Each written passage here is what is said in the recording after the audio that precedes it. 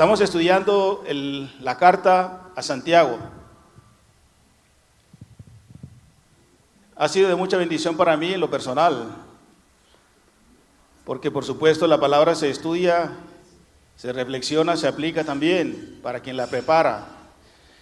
Y he sido confrontado en algunas áreas donde admito también he estado patinando, si me permiten ese término, porque no todo lo hacemos bien. No todo lo hacemos bien. Y ahí vamos creciendo, ¿verdad? Y esa es la intención de compartir la palabra para que vayamos creciendo en amor los unos con los otros.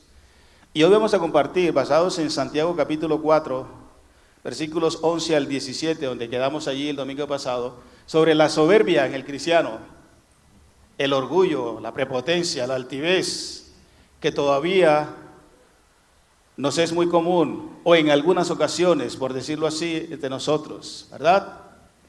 Creo que nadie estamos exentos todavía de caer en esta trampa de la soberbia. Y efectivamente la soberbia corrompe el corazón, daña, deteriora, pervierte el corazón. Y acuérdense que la soberbia, uno de los aspectos, uno de los elementos que motivó a Satanás, aparte de la codicia le llevó a la soberbia. Querer ser tan lejos, tan grande y más grande que Dios.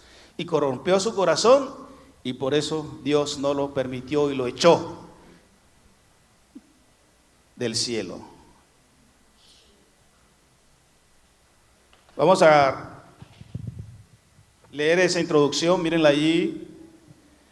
Y efectivamente, esta emoción o esta actitud llamada soberbia, que miramos en diferentes textos y situaciones, historias en la Biblia, es un peligro inminente para todos los cristianos, para usted, para mí, sin excepción alguna.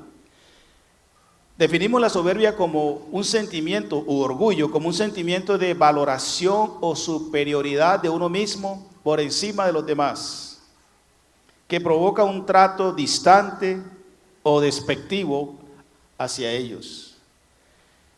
Hoy veremos a la luz de Santiago 4, 11 al 13, 11 al 17, cómo la soberbia puede llevarte, según el texto, primero a la murmuración, a hablar mal, a difamar de tu hermano, a juzgarlo mal, con malas intenciones, y también a juzgar al mismo Dios y a su palabra, y amar, por supuesto, como estamos diciendo, los unos a los otros. Así que dispongámonos con nuestros corazones, no seamos soberbios y no seamos orgullosos a la hora de recibir la palabra y de admitir que efectivamente pudiéramos estar involucrados en la actualidad en alguna de esas actitudes.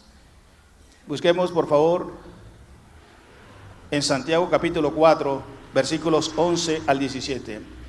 Lo leo para ustedes, me siguen ahí en sus Biblias o pueden leerlo también en la pantalla.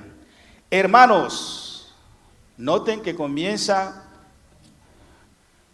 con el nombre hermanos, nombre en sentido gramatical, ¿no? O un aspecto nominal.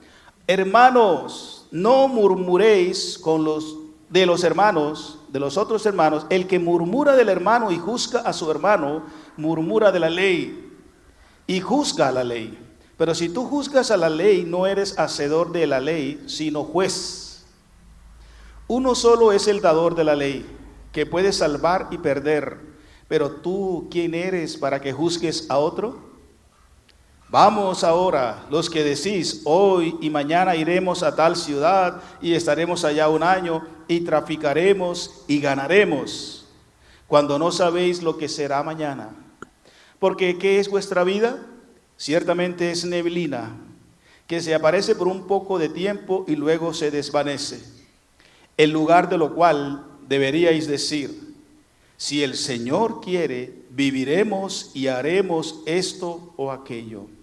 Pero ahora os jactáis en vuestras soberbias. Toda jactancia semejante es mala. Y al que sabe hacer lo bueno y no lo hace, le es pecado. Estos textos o versículos del 11 al 17, lo voy a sintetizar solo en 2 puntos para que recordemos bien la idea. Solamente voy a decir lo siguiente como aspectos estructurales del texto. Primero, que la soberbia te lleva a la murmuración. Y segundo, que la soberbia, basados en los versículos 13 al 17, te lleva a la jactancia. A la jactancia. Esas 2 ideas voy a compartir hoy basados en ese texto. La soberbia, hermano, corrompe el corazón. Primero, dice el versículo, no murmuréis los unos de los otros. La soberbia te lleva a la murmuración. Versículos 1 y 2. Te lleva a la murmuración, la soberbia, al ofender a tu hermano. Dice que murmuras con tu hermano. La palabra murmurar, como aparece ahí, ustedes pueden leerla, es una forma de traición, es difamar, o sea, desdeñar de la reputación, de la imagen, de la fama o del honor de las personas, por hablar mal contra ella o contra algo. Algunos sinónimos de la palabra que aparece en murmuración ahí es calumniar y diablo. Yo sé que en castellano no suena así, en castellano suena como diablo, o diabla, o diablar. Sé que ese verbo no aparece en castellano. Si quieres incorporarlo en tu léxico, puedes hacerlo. Acuérdense que el castellano es dinámico como todos los idiomas. Diablar es acusar falsamente a alguien. Lo que hizo Satanás cuando se presentó, ¿se acuerdan Job? Hizo como es su naturaleza, acusar falsamente. Y dice la Biblia que él también se presenta, acusa a los cristianos. Eso es diablar, acusar falsamente a los hermanos. Así que toda vez que motivados por el orgullo, la altivez y la soberbia que en ocasiones pudiera controlar nuestro corazón, creyéndonos, como dijimos en la definición, superior o autovalorándonos mejores que los demás, pudiéramos caer en uno de los aspectos que menciona Santiago aquí, la murmuración. Y en este caso es entrar en ese plan de hablar mal de los hermanos, de hablar contra ellos sobre cualquier tema. Es más, puede que estés diciendo verdades en un momento dado, pero tu intención es hacerlo quedar mal, vas a utilizar eso que sabes contra, porque el concepto de la palabra que aparece allí es contra, hablar mal contra algo o alguien. Así que ofendes a tu hermano motivado por la soberbia, murmurando de él, hablando mal contra él. Y también dice el texto, y el que murmura del hermano y juzga al hermano, versículo 1, la segunda parte, la soberbia también te lleva, como te crees más superior, de más alta valoración, por los motivos que tú creas, entonces también hablas mal de él, levantando falsos testimonios, falsas acusaciones para hacerlo quedar mal, o usando una verdad para hacerla quedar mal, que debiste guardar, que debiste orar, pero la sacas a la luz pública y la compartes con otros, no con intención de ayudar, restaurar, corregir, sino de hacerla quedar mal. También entonces entra en el segundo aspecto de la soberbia, el juicio. La palabra juicio ahí, o juzgar allí, es formarte una idea, un concepto, y lo expresas. Formar y expresar una evaluación u opinión de una persona o cosa, pero comúnmente de manera desfavorable. Me has visto, me has oído en algunos de los aspectos, experiencias, relaciones conmigo, y te haces a veces de manera a priori, sin tener todos los elementos de juicio suficientes, ni los contextos en los cuales me viste, me oíste, te relacionaste conmigo, y te haces a priori, de manera muy rápida, te formas una idea, haces una evaluación de mi vida y opinas sobre mí delante de los demás, obviamente de manera difamadora, equivocada, comúnmente desfavorable. La palabra juzgar ahí también se utiliza en un concepto positivo. Por eso el Señor Jesús en uno de sus apartes dice que debemos juzgar de manera correcta. Es la misma palabra, pero en este contexto es juzgar lanzando un juicio, un veredicto ya negativo, contra la persona, lo cual está prohibido para nosotros los cristianos. Dice que ni debemos murmurar, hablar mal del hermano, ni tampoco formar y expresar una opinión, un juicio previamente elaborado, obviamente desfavorable contra los hermanos. No es correcto hacerlo. Eso ofende a los hermanos y eso es motivado por el sentimiento de superioridad que a veces creemos que somos delante de los demás. Pero ahí no para el asunto. Mire hasta dónde nos lleva la soberbia. También nos lleva a ofender la ley de Dios, dice el versículo. El que murmura del hermano y juzga a su hermano, murmura de la ley y juzga a la ley.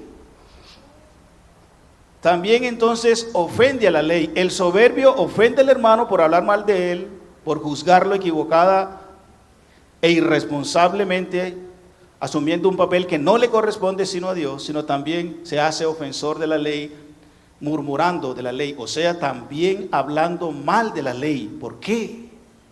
Porque si yo doy mi opinión acerca de mi hermano, voy a juzgar la ley, voy a difamar, voy a murmurar de la ley. En este sentido, es la misma palabra. La palabra murmurar que se utiliza arriba para murmurar del hermano, hablar mal, es la misma palabra que se utiliza para hablar mal de la ley.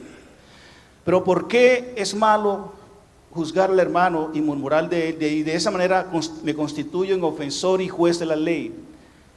Porque la ley decía y dice, tanto en el Antiguo como en el Nuevo Testamento, que ama a tu prójimo como a ti mismo.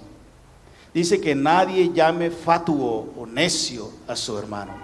Y toda vez que yo no amo, sino que yo critico y destruyo con mis argumentos y mi difamación a mis hermanos, quien quiera que sea, indistintamente de la congregación donde se reúna, si es mi hermano en Cristo, estoy violando la ley.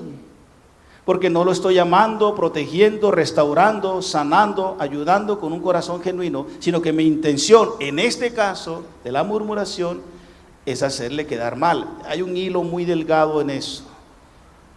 Y cuando nuestra conciencia no está dominada por la palabra de Dios y el Espíritu Santo de Dios, a veces no alcanzamos a distinguir cuando estamos criticando, condenando, juzgando o realmente buscando la restauración de la persona. Por eso les recomiendo, como dice las Escrituras, no entrar en el plano de estar juzgándonos los unos a los otros, sino pidiendo dirección a Dios y orando, dice el Señor. Así que cuando yo murmuro, critico, censuro, juzgo malintencionadamente a mis hermanos, también lo estoy haciendo de la palabra de Dios. Porque ella es la que dice que el que comenzó en ti y en mí una buena obra la perfeccionará. Y ella también dice que tú eres un santo, una santa de Dios. Y ella es la misma que dice que has sido predestinada, escogida, justificada, glorificada, santificada. Y que eres miembro de mí mismo, de mi mismo cuerpo. Entonces no te estoy dando la valoración, la consideración, el respeto, la dignidad que Dios sí te da. Y yo al criticarte, al juzgarte, estoy violando esa ley, esa palabra. ¿Sí caemos en la cuenta?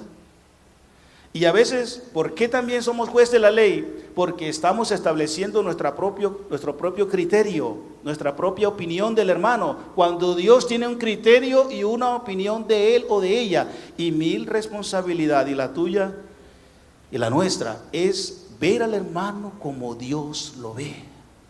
Vamos a confesarlo en esta mañana. No siempre lo hacemos así. El juzgar es inherente a la naturaleza pecaminosa del ser humano. Desde el Edén. Cuando Eva pecó y Adán pecó. Bueno, el mismo Satanás dijo, con que Dios ha dicho. Ahí está haciendo Satanás un juicio de valores. ¿De qué? De una palabra, de una ley. Dios había establecido una ley. Pueden comer de todo, pero del árbol de la ciencia del bien y el mal no puedes comer. Esa es una palabra, esa es una ley, esa es una norma. Satanás la violenta, diciendo, ¿con que Dios ha dicho? No vas a morir. Está violentando, está murmurando, está hablando mal de Dios, Satanás. Pero él es Satanás, él de su naturaleza lo hace. Pero luego Eva dice, sí, Dios ha dicho que de ningún árbol podremos comer. Eva está violentando la ley, Dios no dijo eso. Eso no es la norma, eso no fue lo que Dios quiso decir, pero ahí Eva violó la norma de Dios. Y ahí juzgó a Dios, censuró a Dios. Pero luego cuando ya viene el juicio sobre ellos, Adán le dice, Señor, la mujer que me diste, ella es la responsable, yo no. A ella, Adán estableció una crítica, un juicio contra Dios y violó la ley de Dios, porque Dios le dijo, mira, esa hora es ayuda idónea, la ideal, la precisa, la indicada, la que te va a hacer completo. Señor, la que tú me diste que era indicada, ideal, completa, me ha inducido al pecado. Está violando y está juzgando a Dios. ¿Sí me explico? Y ella dijo, Señor, yo no tuve la culpa, la serpiente fue la que me convenció.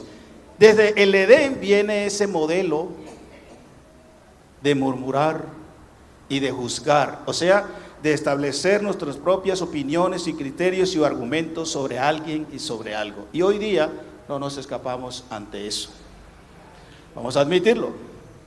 El Señor nos dice, no juzguéis con esa mala intención para que no seamos juzgados. Porque con la misma medida que juzgamos, seremos.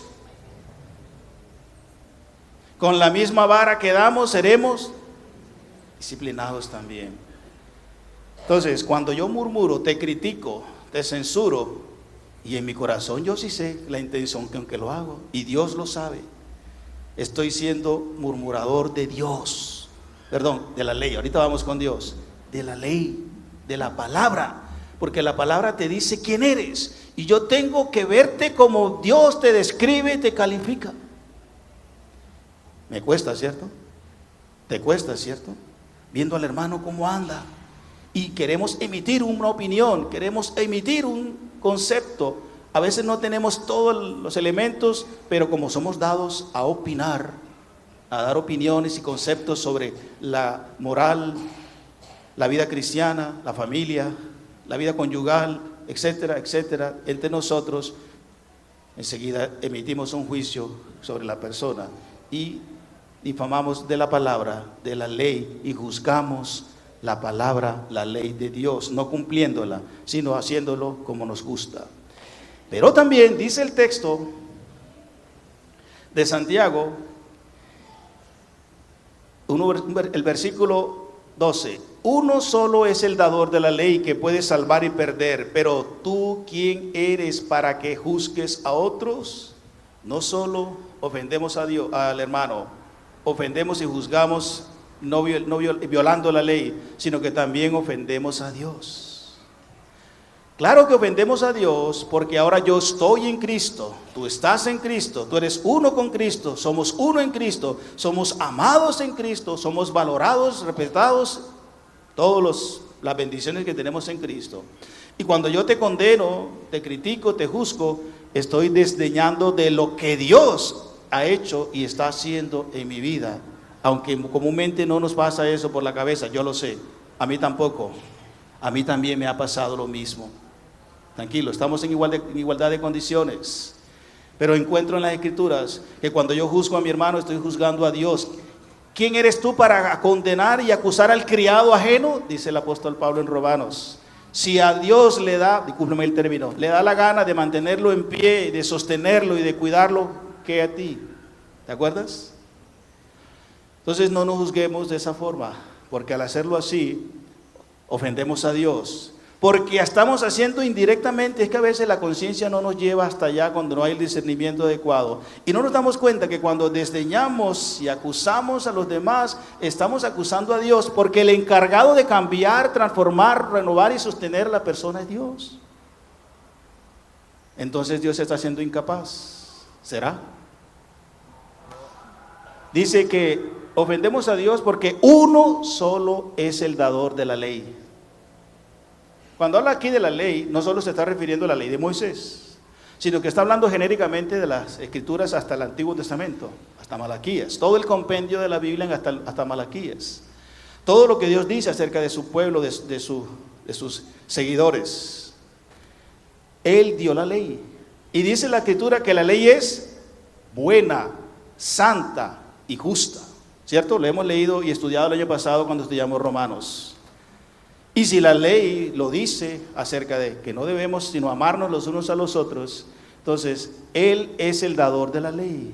Y si la ley dice eso, pero yo establezco mi propio criterio de ti, estoy también ofendiendo a Dios, que Él es el que dio la ley. Yo no debo establecer mi propio criterio de ti, ni de la iglesia, ni de nada. ¿Por qué? Porque Dios dio la ley y Él es perfecto. Él todo lo que hizo y lo da es bueno.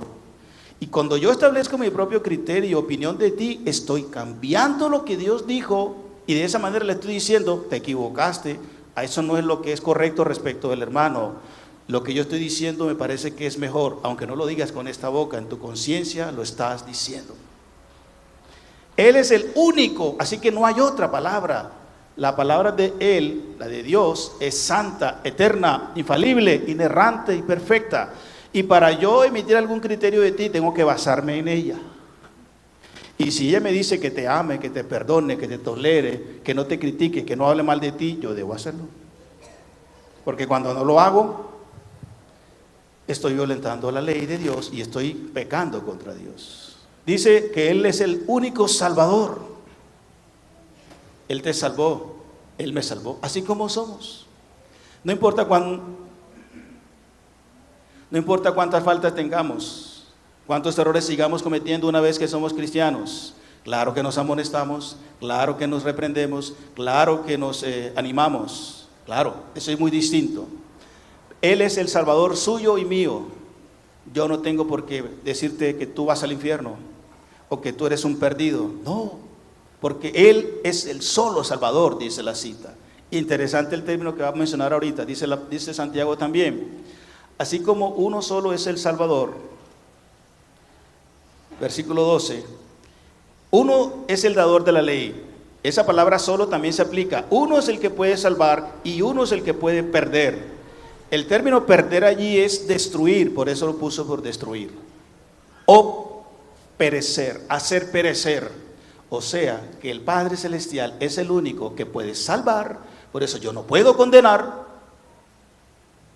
Y el único que puede hacer que alguien perezca o sea destruido por completo. La idea exegética ahí es de un torrencial aguacero que cae y es tan fuerte, es tan intenso que destruye todo.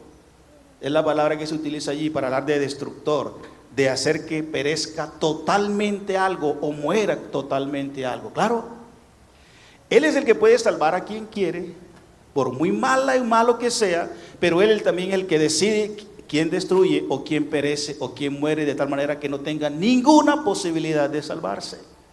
Entonces, ¿quién soy yo? Como dice al final el texto, para juzgar quién es salvo y quién no.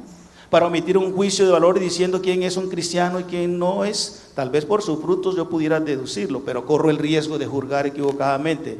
Por eso es mejor tener cuidado. Porque el único que dio la ley, el único que salva y el único que hace perecer para siempre y el único juez es Dios.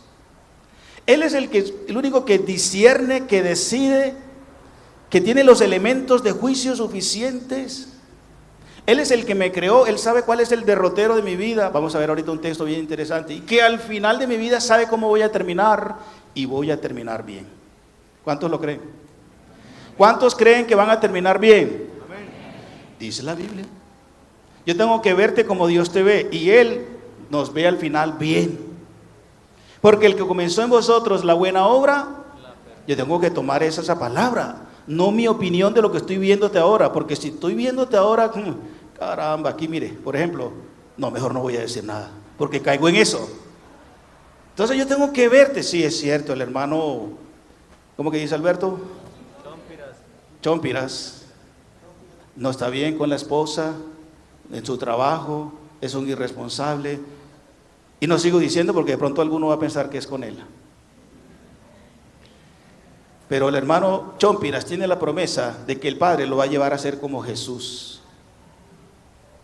Y yo tengo que verlo con misericordia. Lo voy a molestar, sí, en amor, restaurar en amor, con espíritu de mansedumbre. Pero yo tengo que ver al hermano Chompiras como mi hermano, que va a ser como Jesús. Y por eso debo tener prudencia en cómo murmuro o cómo hablo de él. No puedo hacerlo, está prohibido. Y tengo que creer que el Señor lo va a cambiar a ese hermano o esa hermana que está ahora andando de manera equivocada y vergonzosa. El Señor va a cumplir con su promesa para él y para ella. Amén. Así que, hermanos, cuando murmuramos del hermano y lo juzgamos, estamos juzgando su palabra, a su ley, y estamos ofendiendo a Dios, porque Él es el que la ha dado. Única palabra, única ley, Salvador, destructor, o que puede hacer morir o perecer. Y Él es el único que tiene el criterio perfecto para juzgar a las personas. ¿Quieres enterarte cuál es ese criterio? Lee su palabra, créela y aplícala en las relaciones con los hermanos. La soberbia también te lleva a la jactancia, por supuesto. Ese es el corazón, esa es la razón de la soberbia. Como dijimos en la introducción, te hace creer que tú eres mejor, superior, mayor, más inteligente, más docto en las ciencias, en la economía, en las artes, en los negocios, en la Biblia, más erudito. Yo tengo 20 años, ¿qué me va a enseñar a mí este hermano que está recién convertido? Yo he visto mejor, yo vivo en un buen lugar, yo tengo un buen vehículo, yo tengo una buena casa, yo tengo una licenciatura, una maestría, un posgrado. Yo soy mejor, conclusión, yo soy mejor. Así que ¿qué me voy a relacionar? ¿Qué voy a hablar? ¿Qué voy a conversar? ¿Qué voy a visitar al hermano tal o cual? No, que me venga a visitar a mí, porque yo soy mejor, yo soy el que merezco tales funciones y puestos en la iglesia, en la empresa, en la ciudad, en el barrio, donde sea. Esa es la filosofía de este mundo. Y el Señor nos dice, no os conforméis a este siglo, sino cambien su manera de pensar. Porque el que quiera ser mayor entre vosotros, tiene que ser el último. Tiene que convertirse en el servidor de los demás. Dijo Jesús, Él, dejando su gloria majestuosa, a eso vino. Ejemplo os he dado para que vosotros sigáis, dijo el Señor. Así que la soberbia nos lleva a otro sentimiento que Dios aborrece, la jactancia. La soberbia, el orgullo. Y Dios resiste a los soberbios. Ya lo hemos leído en Santiago. Esa soberbia o esa jactancia, perdón, a la que nos lleva la soberbia se manifiesta aquí de dos maneras o en tres maneras. Una, por la autosuficiencia personal. Interesante, dice el versículo 13. Ahora, o sea, en otras palabras me dice Santiago, bueno, miren ahora lo que me voy a referir. A ustedes, está hablando los hermanos, versículo 11, la primera parte, ustedes que dicen, hoy y mañana iremos a tal ciudad y estaremos allá y traficaremos y ganaremos. ¿Quiénes? Nosotros. Ahí estamos expresando, si así lo piensas, y así lo hacemos, eso es autosuficiencia. Obviamente que es un sinónimo o un resultado de la jactancia, autosuficiencia, creyendo que tú controlas el tiempo, creyendo que el tiempo se sujeta a ti. Y usted sabe, según los pronósticos de los astrólogos o astrónomos, o no sé a quién de esos eruditos del conocimiento del tiempo te sujetas, y no a Dios, para creer que mañana vas a lograr lo que estás proyectando con tu vida. Cuando Dios es el que controla el tiempo, Él es el Dios del cronos, Él es el que decide qué y qué no sucede en la vida. También tienes un autosuficiente cuando expresas que ganaremos, traficaremos, ese es, comercializaremos, venderemos, cuando creyendo que controla la economía, y la economía es tan volátil, tan voluble y tan inestable como las ondas del mar. ¿Cierto? Miramos esos informes de la economía en cualquier lugar. Una acción hoy está muy valorada y mañana por cualquier situación, por una palabra que dijo el presidente de cada cual país, porque a Colombia la eliminaron, que a Alemania la eliminaron del mundial, y eso bajó enseguida por tonterías como esas. No tomen eso que dije ahorita. Entonces bajan las acciones. A nosotros nos pudieran bajar las emociones. Cuidado con eso también. Y enseguida la economía se desestabiliza. Cuando llegué aquí a Cúcuta, me comentaban por supuesto, los que vieron esa bonanza del bolívar acá, a 16 pesos, y también toda la pecaminosidad que trajo a la ciudad.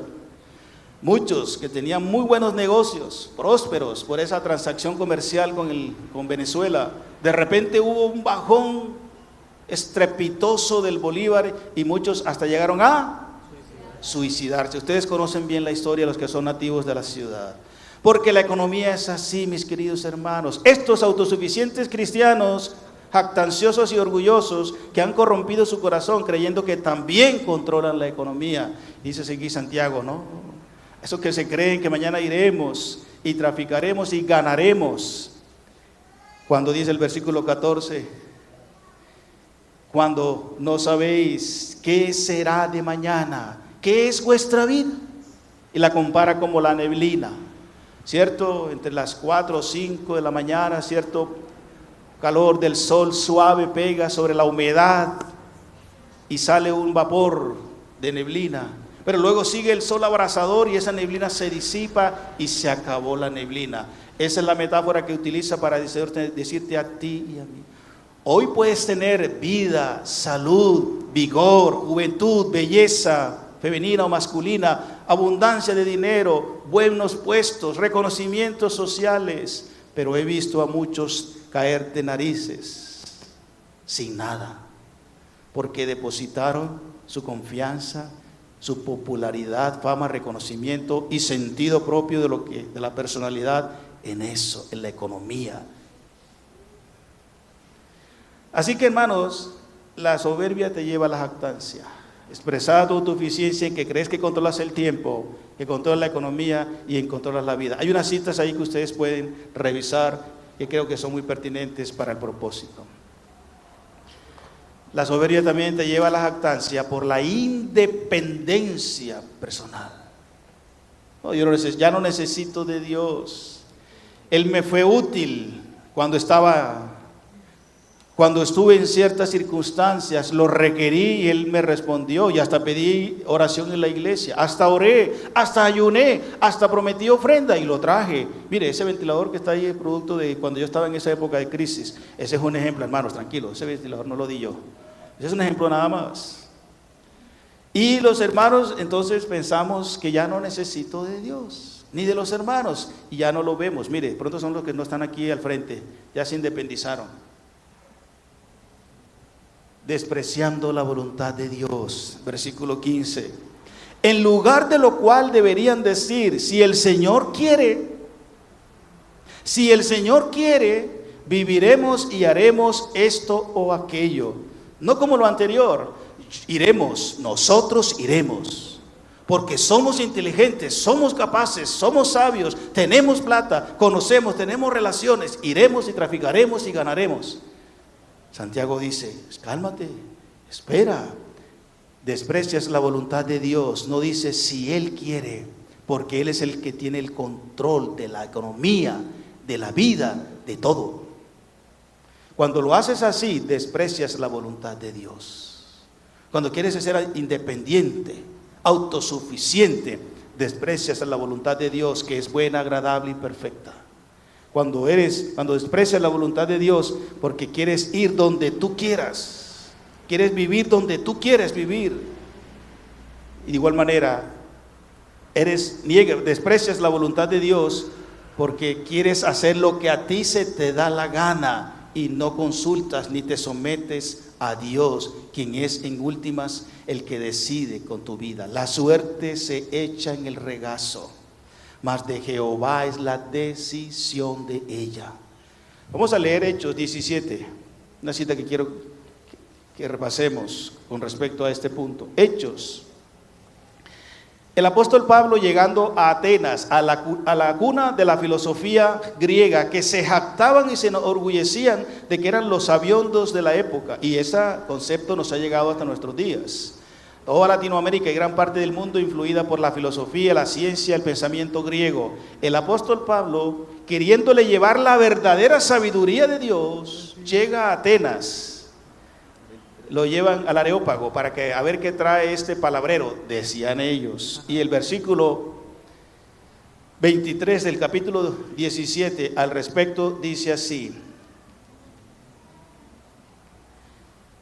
Porque pasando y mirando vuestros santuarios, hallé un altar en el cual estaba esta inscripción: al Dios no conocido. El apóstol Pablo, después de mirar todas las deidades, estatuas, imágenes y demás, dijo: aquí no está Dios. Pero los griegos, por si acaso se nos ha pasado algún otro Dios, eran politeístas, ponían por ahí una plaquita que decía: al Dios no conocido. Al que vosotros adoráis sin conocerle, es quien yo vengo a anunciarles, o os anuncio. El Dios que hizo el mundo y todas las cosas que en él hay, siendo Señor del cielo y de la tierra.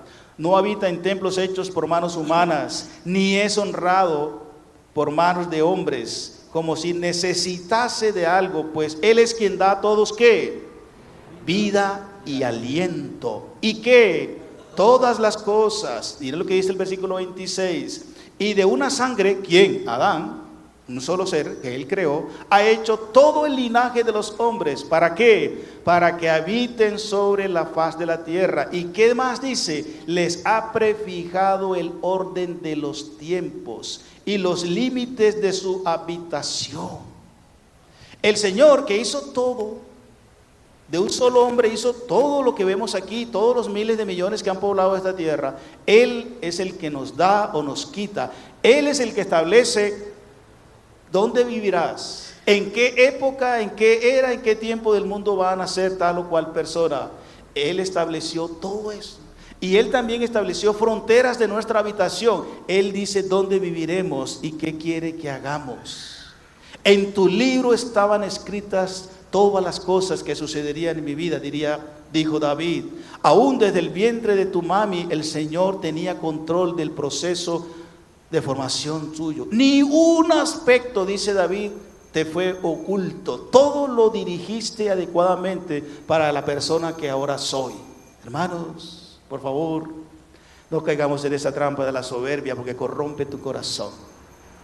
Sométete a Dios, cree a Dios, adora a Dios, porque separados de mí nada podéis hacer. Fuera independencia, fuera autosuficiencia, sométete a Dios. Y para que las grandezas de las revelaciones no me afectasen desmedidamente, no me enorgullecieran desmedidamente, me fue dado un aguijón en mi carne. ¿Te has preguntado por qué sigues luchando con eso? ¿Cuál es tu aguijón? ¿Algo en tu carácter? ¿Alguna vergüenza frecuente? ¿Alguna enfermedad? ¿Escasez? No sé cuál es tu aguijón. Dios lo tiene allí para que no te ensoberbezcas, porque Él te ama, te quiere mantener con la válvula de control en la medida indicada, para que no te creas que eres autosuficiente, que no lo necesitas y te quieras separar, ser independiente. Te ama tanto que te puso un aguijón para controlarte, para mantenerte sometido a Él, para que creas que lo que Él quiere para ti es lo mejor. Él decidió que hoy vivieras en Cúcuta y en el barrio tal, porque ahí te quiere seguir edificando y usando de testimonio para esa casa, para esa familia. Pero si te quiere llevar a vivir a Estados Unidos, a Europa o a África, no te gusta, ¿verdad? Si Dios lo quiere, allá te va a mandar. Y alábalo, y glorifícate, y glorifícalo, gozándote. Pero no, yo quiero vivir en el barrio ¿cuál? ¿Dónde quieres vivir? ¿En cuál barrio quieres vivir? Bueno, cuidado con eso, ¿eh? Puede ser un acto de soberbia de tu parte. Ahí donde estás, alaba a Dios, disfruta, agradécele a Dios. Y si Él en su plan perfecto quiere llevarte a otro lugar, a una mejor vivienda, a un mejor bienestar, Él lo va a hacer. No lo estés buscando de manera codiciosa. Busca primeramente el reino suyo y su justicia, y las demás cosas serán añadidas. Amén.